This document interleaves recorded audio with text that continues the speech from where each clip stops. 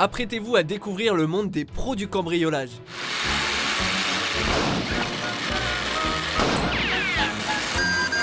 Bienvenue sur Watch Mojo français et aujourd'hui nous faisons le décompte de nos choix pour le top 10 des plus gros braquages de tous les temps. Ces braqueurs connaissent leur métier et ils regorgent de stratégies en tout genre pour s'en mettre plein les poches. Les cambriolages qui vous sont présentés regroupent les vols d'argent, de bijoux ou matières premières de toutes sortes et d'œuvres d'art. Ça risque de vous donner des idées de grandeur. Nous publions de nouvelles vidéos chaque jour, alors abonnez-vous pour être au courant des nouveautés excitantes. Pour cette liste, nous ne classons pas les braquages uniquement selon le montant d'argent dérobé, mais aussi selon la technique des voleurs et le côté impressionnant du crime.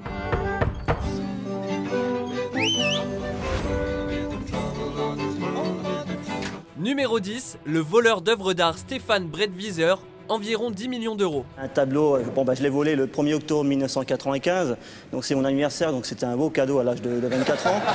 Surnommé le Arsène Lupin des musées, Stefan Breitwieser a volé 239 œuvres d'art dans différents musées européens. Cet amateur de peinture dit n'avoir jamais volé dans le but de revendre ses œuvres, mais uniquement pour alimenter sa collection personnelle. Après 7 ans de larcins effrénés, il fut finalement arrêté en 2001 au musée Richard Wagner de Lucerne.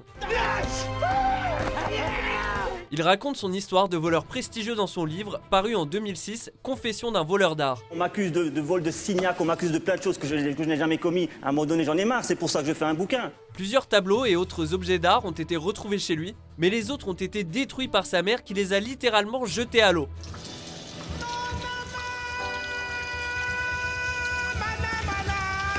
Numéro 9, le casse de Hatton Garden, 18 millions d'euros.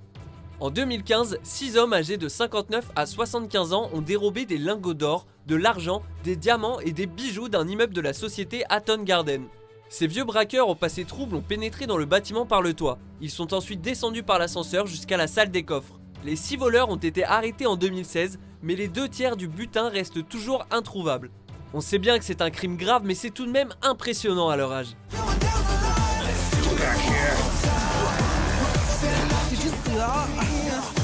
Numéro 8, la banque de Northern, 26 millions d'euros. Men were able to go into a bank in a van and not once but twice load a van full of cash and just disappear into the night without being caught. Le plus gros casse jamais connu en Irlande s'est déroulé en 2004 à Belfast. Plus de 26 millions d'euros ont été dérobés à la banque de Northern. Les criminels étaient bien organisés. Ils ont d'abord pris en otage les membres de la famille de 2 employés. Ils ont ensuite persuadé les employés de les laisser entrer dans la banque après la fermeture en menaçant la vie de leur famille. Combien de temps tu lui donnes à vivre? T'es complètement malade! Moi je dirais 60 secondes. Les malfaiteurs ont finalement pris la fuite dans une camionnette remplie de billets. À ce jour, les voleurs courent toujours et le coffre de la banque est toujours vide.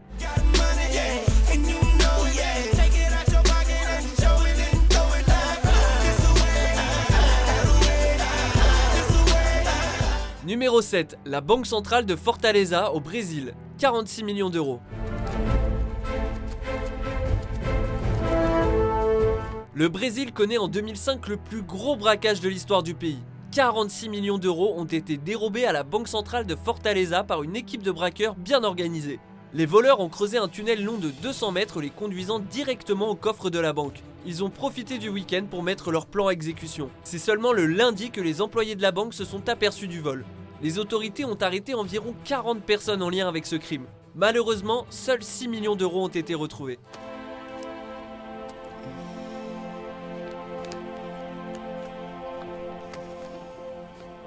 Numéro 6, braquage de la bijouterie Harry Winston, 65 millions d'euros.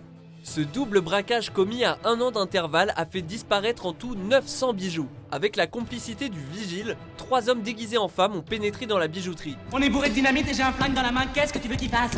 Qu'il baratine? Ah, c'est un flingue que t'as dans la main. C'est drôle de loin, on dirait une machine à faire des piercings. Ils ont poussé les employés dans un coin et ont forcé le directeur à ouvrir les coffres. Les voleurs étaient armés, mais aucun coup de feu n'a été tiré. En moins de 20 minutes, ils ont emporté 104 montres et 287 bijoux en tout genre. Les braqueurs et leurs complices ont été arrêtés, mais 493 pièces sont toujours dans la nature.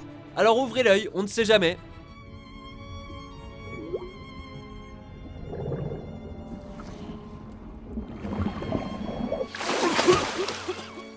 Numéro 5, braquage à l'aéroport Schiphol, 109 millions d'euros. Voici le vol de diamants le plus gros de l'histoire. Les 4 voleurs avaient bien préparé leur coup. Ils ont volé un camion de la société KLM et ont dérobé les diamants avant même qu'ils soient dans l'avion. Déguisés en employés de la société, ils ont pu se rendre sur le tarmac de l'aéroport d'Amsterdam sans trop de difficultés. Même s'il n'est pas évident d'estimer la valeur exacte de ces diamants, des experts l'ont évalué à la coquette somme de 109 millions d'euros. Il y a de quoi avoir les yeux qui brillent. Shine bright like a diamond. Shine bright like a diamond. Shining bright like a diamond.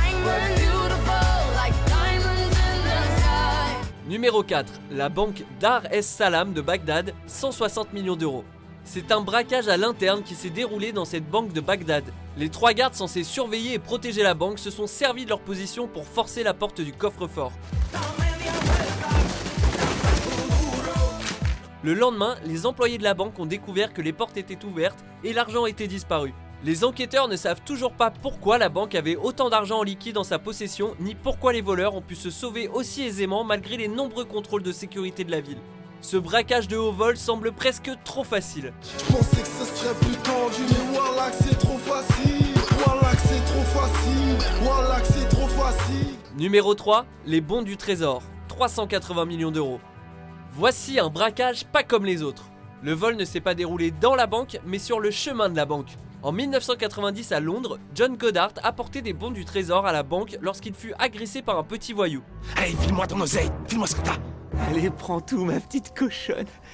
Quoi? Cette simple agression au couteau permit aux voleurs d'empocher 301 bons du trésor, chacun représentant la somme de plus de 1 million d'euros. Il fut attrapé et condamné à 6 ans et demi de prison, mais on l'a retrouvé mort d'une balle dans la tête avant même qu'il n'atteigne sa cellule. Les 301 bons n'ont jamais été retrouvés. Très louche tout ça.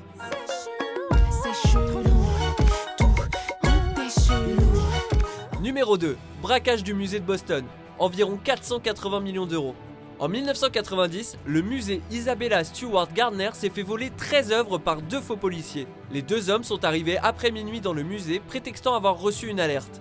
Ils ont rapidement menotté les gardiens du musée, les mettant ainsi hors d'état de nuire.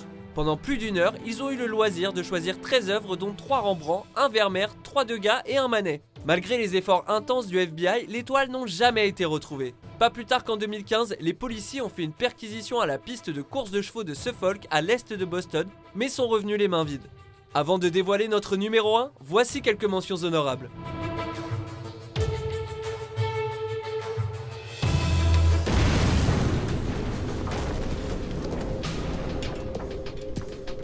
Numéro 1, le casse du Diamond Center, 100 millions d'euros.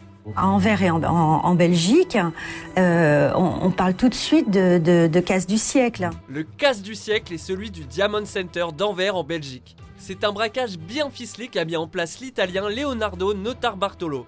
2 ans avant le vol, il a créé une société fictive afin de pouvoir infiltrer les quartiers des diamantaires d'Anvers. Le voleur a ensuite utilisé plusieurs stratagèmes dignes de MacGyver pour dérober les diamants.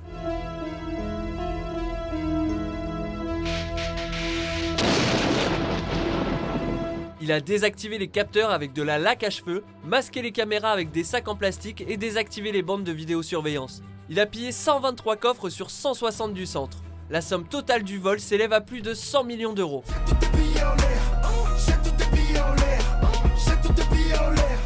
Êtes-vous d'accord avec notre sélection? Jetez un coup d'œil à ces autres super vidéos de WatchMojo français et n'oubliez pas de vous abonner pour être au courant des nouveautés.